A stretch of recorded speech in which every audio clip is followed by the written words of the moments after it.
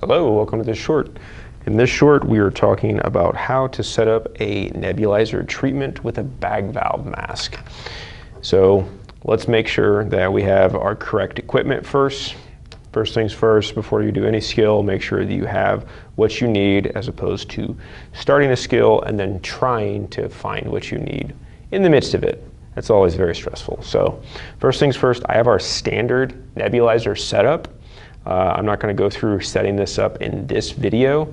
If you guys want specifics on how to set this up, I'm happy to provide that. But this is our standard nebulizer setup here. We're also going to need an elbow piece. This one has a suction channel, super slick. And then I got a bag valve mask. So first things first, I want you to set this nebulizer treatment up just like you normally would. This is a good place to start. 80% of the work is already done for you when you do this specifically.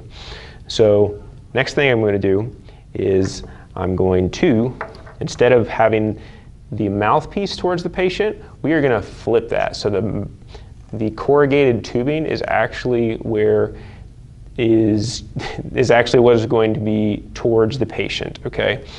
And this is where our bag valve mask is going to be connected. So I'm going to utilize our elbow piece here. Now this elbow piece is like which way goes which. How do you orient this thing? The way I like to think of it is this suction channel right here. This, if you were to create a line straight down, this is what is going to go towards the patient. So it's not going to be like this, it's going to be like this. So the patient's oropharynx is going to be this way. So what I'm going to do then is I'm going to take my corrugated tubing and I'm going to click this into place. You should hear a small snap like that.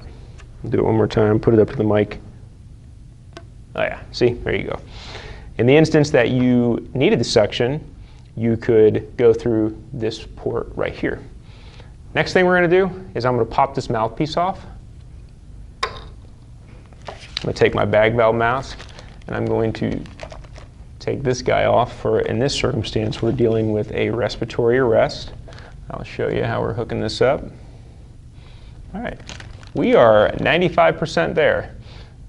Let's zoom out here. All right, and let's bring in our training airway mannequin here.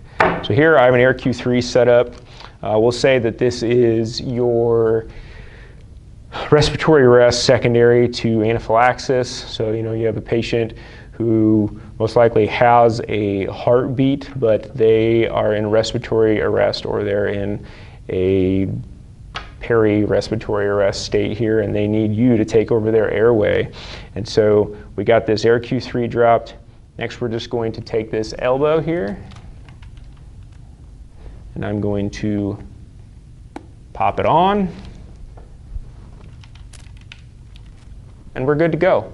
This is it. This corrugated tubing allows me to flex and move a little bit. Now, granted, I'm going to recommend you stay as still as possible, but I understand, you're on scene. Scenes are dynamic. You're in an ambulance. Ambulance is a dynamic environment, and you might need to be moving around. So that's one thing I really like about this setup is it has that flex to it.